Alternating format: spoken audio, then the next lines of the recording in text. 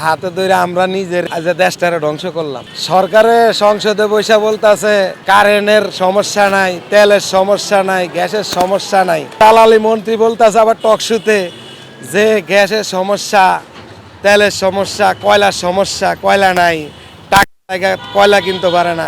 এখন বলে কাজে টাকা নাই, কয়লা কিনতে পারি না। তার সরকার যে 54 কোটি না 52,000 কোটি টাকা যে ঋণ করলো, তাহলে সরকার কয়লা কিনে না, এই টাকা কি করছে?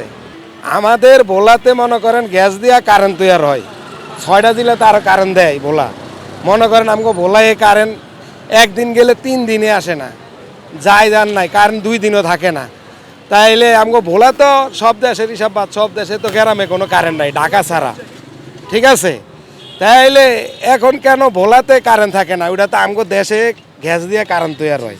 ভোলা ডিস্ট্রিক্টে কোনো জায়গায় কারেন্ট নাই। ভোলাতে বরিশাল 6টা জেলাতে কারেন্ট দিছে, তাই গ্রামে কারেন্ট নাই। তাইলে এরা তো 2 নাম্বারই করতেছে, এরা 2 নাম্বারই করতেছে না। এরা তো মনে করেন আমগো সাধারণ মানুষের লোক এরা মানে এটা বাটপারি করলো।